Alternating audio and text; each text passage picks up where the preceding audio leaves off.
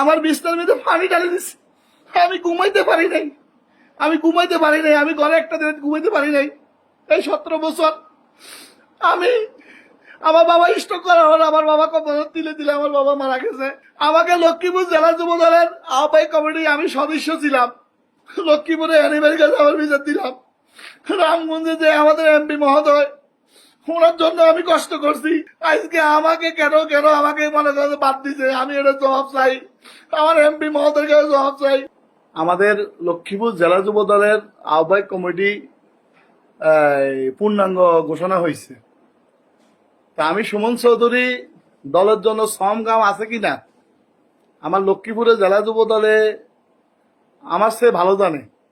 আন্দোলন সংগ্রামে, রাজপথে, হরতাল অবরোধে ঘরে ঘুমাইতে পারি নাই। আমার বাবা 2000 কত সালে জানে আমার কমিটির খেয়াল নাই, আমাদের পৌর যুব দলের কমিটি দিছিল। তা আমি যোগ্য ছিলাম, আমি সভাপতি প্রার্থী ছিলাম। তা আমাকে সভাপতি দেয় না দেখা, অথবা সভাপতি আমি হই নাই, সেক্রেটারি হই নাই। এই জন্য আমার বাবা স্ট্রোক করছিল। বাবা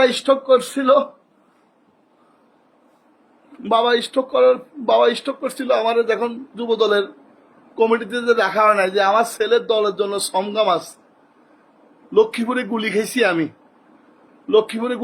আমার বাবা দেখছে যে আমার ছেলে লক্ষ্মীপুরে গুলি খাইছে, চিটাগাং, সিলেট, নোয়াখালী, ঢাকা। আন্দোলন সংগ্রামে সব সময় আমি রাজপথে ছিলাম। আমার বাবা আমার বলতো যে সুমন বাবা তুই ঘরের মধ্যে মনে করো যে পুলিশে তোরে টোকায় যায় বাবা, তো আমি যেখানে ঘুমাই সেই জায়গার ভিতরে পানি ঢালি দিছে, পানি স্টুক ঢালি দিছে আমার বিছনার মধ্যে পানি ঢালি দিছে। আমি ঘুমাইতে পারি নাই, আমি ঘরে একটা দিন ঘুমাইতে পারি নাই। এই 17 বছর আমি, আমার বাবা স্ট্রোক করা হলো, আমার বাবা কবর দিলে দিলে আমার বাবা মারা গেছে। আমাকে লক্ষ্মীপুর জেলা যুব দলের আহ্বায়ক কমিটি আমি সদস্য ছিলাম। আমার আন্দোলন সংগ্রামে আমার যদি কোনো ত্রুটি থাকে, আমার যদি কোথাও যদি কোনো থাকে বার করো। আমার কোন অপরাধ, আমি কি অপরাধ করছি যে আমি লক্ষ্মীপুর জেলা যুব দলের ন্যূনতম সদস্য আমি যে ছিলাম, সদস্য আমি হইতে পারি নাই। কোন ভুল করছি আমি কোথায় সাদাবাজি করছি, কোথায় সন্ত্রাসী করছি? আমাকে আমার লক্ষ্মীপুর জেলা যুব দলে এটা জবাব দিতে হবে। আমি কোথায় সাদাবাজি করছি, কোথায় সন্ত্রাসী করছি, কোথায় মনে করেন যে মাগিবাজি করছি, কোথায় মার্ডার করছি, কোথায় কি করছি, আমাকে এটা দেখাই দিব। আমি ইউনুস সরকার আমলে একটা মামলার মধ্যে আমাকে মার্ডার মামলার মধ্যে ধরানো হয়েছে। এটা আমি 1 বছর আগে ওদের বেদালে আমি গেছিলাম, দুই পক্ষে এরা আত্মীয় ছিল। ওই মামলা তো মনে করেন যে আমাকে জড়ানো হয়েছে, কিন্তু আমার সাক্ষী প্রমাণে যদি আমাকে যদি নির্দোষ করতে পারে, দোষী করতে পারে, তাহলে আমি মনে করি ফাঁসির দড়িতে আমি ঝুলবো, আমার কোনো আপত্তি নেই। আমার লক্ষ্মীপুর জেলা যুব দলের রেজাল্ট করে লিটন ছিল প্রথম, এরপরে দিয়ে হয়েছে কে হুমায়ুন ভাই হওয়ার পরে দিই এই হরতাল অবরোধে সবসময় বলতো যে সুমন তোমরা মনে করো রাজপথে নামো, হরতাল অবরোধে নামো। আমি আল্লাহরে হাজির করে বলছি, এই হুমায়ুন ভাই আমাকে ফোন দিয়ে বলতো। তখন আমরা মনে করো ফলান থেকে আইসা আমরা সোনাপুর, চৌরাস্তা, রামগঞ্জে হরতাল অবরোধে আমরা করছি, গ্যাসতী ফলাস ভাই সহ আমরা রাজপথে ছিলাম। তা আমাকে কেন বাদ দিল আমি জানি না। আমার লগে সহযোদ্ধারা এরা হয়েছে, কিন্তু আমাকে দেয় নাই। আমার কি অপরাধ ছিল, আমি কি অন্যায় করছি, কি অপরাধ আমার ছিল? আমি লক্ষ্মীপুরের অ্যানিমেল কাছে আমার বিচার দিলাম, রামগঞ্জে যে আমাদের এমপি মহোদয়, ওনার জন্য আমি কষ্ট করছি, আমি আমাদের এমপি সবার জন্য কষ্ট করছি, আমি শ্রম দিছি, ঘাম দিছি। আজকে আমাকে কেন আমাকে মনে করে বাদ দিছে, আমি এটা জবাব চাই, আমার এমপি মহোদয়কে জবাব চাই। আমি আমি আমি আর কি বলতাম, আমার কোনো প্রকাশ বলার কোনো প্রকাশ নাই, আমি বলতে পারতেছি না। আমি আমি বিচার চাই, আমি বিচার চাই। আমি প্রধানমন্ত্রীর কাছে আমি এই বিচার চাই। আমি আন্দোলন সংগ্রামে ছিলাম কিনা আমার আইডিতে আমরা চেক করেন। আমি হরতাল অবরোধে রাজপথে আমি ছিলাম, আমি রাজপথে ছিলাম। আমারে কেন বাদ দিল আমি জানি না। আমি কেন বাদ দিল আমারে? আমি কোন গ্রুপিং এ পড়ছি, কার গ্রুপিং এ পড়ছি আমি জানি না। আমি জানি না আমারে কেন বাদ দিল, আমি জানি না। আমি কষ্টের জন্য কষ্ট করি, দলের জন্য শ্রম দিছি, কেন আমাকে বাদ দিল আমি জানি না। আমি প্রধানমন্ত্রীর কাছে, দেশ নায়ক তারেক রহমানের কাছে আমার বিচারটা আমি চাই। আমি যদি অপরাধী হই, আমার যদি কোনো অপরাধ হয়ে থাকে, আমাকে এটা দেখাক যে তুই এই অপরাধ করছ। আমি যদি কোনো চাঁদাবাজি করে থাকি, আমি যদি কোনো সন্ত্রাসী করে থাকি, আমি যদি কোনো কিছু করে থাকি, ওনারা প্রমাণ দেখ। যদি আমার প্রমাণ করতে পারে তাহলে আমি রাজনীতি থেকে আমি অব্যাহতি নিয়ম। আর যদি আমাকে যদি মনে কর প্রমাণিত না করতে পারে, তাহলে আমাকে কেন কেন বাদ দিছে, কেন আমাকে দেয় নাই?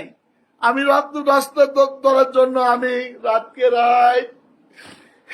রাত আমি ঢাকার বিন্দে ঘুমাইছি, রাতকে রাত আমি বাইরে বেরিয়েছিলাম, রাতকে রাত আমি আমি ছিলাম হয়েছে হিন্দু বাড়িতে। আমার হিন্দু বাড়ি আছে, হিন্দু বাড়িতে আমি ছিলাম। আমি হিন্দু বাড়িতে ছিলাম। আমার এই পাশিতে হিন্দু বাড়ি কয়েকটা আছে, আপনারা জিজ্ঞেস করেন। আমি এই হিন্দু বাড়িতে ছিলাম। আমি কেন আমারে বাদ দিল আমি জানি না, আমি জানি না আমারে কেন বাদ দিল, আমারে কেন বাদ দিল আমি জানি না। ও আল্লাহ, কেন আমি কি অপরাধ করছি আমি জানি না। আমি কি অপরাধ এমন করলাম আল্লাহ, আল্লাহ আমারে কেন বাদ দিছে আমি কইতে চান না। আমি আমি আমি আর কি আল্লাহর কাছে বিচার দিলাম আমি। ও আল্লাহ তুমি বিচার করি, আল্লাহ তুমি বিচার করি আল্লাহ। যাদের কারণে আমাকে বাদ দিছে আল্লাহ, তাদের বিচার আপনি করি আল্লাহ। আর আমি দেশ নায়ক তারেক রহমানের কাছে আমার বিচারটা আমি দিলাম। আমি দেশ নায়ক তারেক রহমানের কাছে স্যার আপনার কাছে মাফ চাই, স্যার আপনার কাছে মাফ চাই, বৃহত্তর মাফ চাই স্যার। আপনি আমার বিচারটা করেন। আমার অপরাধটা ছিল কি, আমাকে কেন বাদ দিল? আমি হরতাল অবরোধে রাজপথে ছিলাম, 17 বছর ছিলাম রাজপথে আমি। এটা সাক্ষী তো লক্ষ্মীপুর জেলা যুবদলের বর্তমান যে সভাপতি হুমায়ুন ভাই সাক্ষী। হুমায়ুন ভাই নিজে আমারে ফোন দিছে হরতাল অবরোধে, এ সুমন তোরা যদি মনে করে রাজপথে তোরা যদি না নামস তাহলে সামনের দিকে কমিটি হলে আমি কিছু করতে চান না। এটা যুবদলের মানে পৌরসভা যুবদলের কমিটির ব্যাপার নিয়ে। তখন হুমায়ুন ভাই ফোন দিত, তখন এই মনে করেন সকাল ভোরে উড়ি চলে যেতাম কি কোনাই বাল্যসমনি রাস্তার, যাইতাম কোনায় সোনাবস্ত রাস্তার, যাইতাম কোনায় রামগঞ্জ। পুলিশে আমি যেখানে ঘুমাইতাম আমার খাটের ভিতরে পানি ডালি দিস। আমি শান্তিতে একদিন ঘুমাইতে পারি নাই। আমার মতো সহযোদ্ধা অনেকে ঘুমাইতে পারে নাই।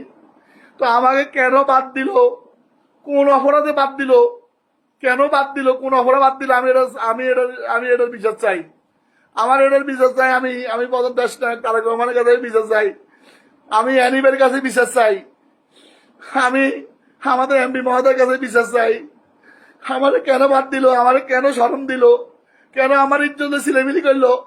আমার দুনিয়া যারা আছে দুই একজন এদেরকে দিল। আমি সুমন চৌধুরী কি রাজপথে ছিলাম না? আমি হরতাল অবরোধে ছিলাম না? আমি মিছিল মিটিং করি নাই? আমি কি চিরাং যাই নাই? আমি কি ঢাকা যাই নাই? আমি কি ফেনী যাই নাই? আমি সব যেখানে ডাক দিছে আমাদের বেগম দেশ নেত্রী বেগম খালেদা জি, আমাদের মা, আল্লাহ ওনাকে বিস্তৃত করক, উনি যেভাবে ডাক দিয়েছে আমরা সেভাবে রাজপথে ঝাঁপিয়ে পড়ছি।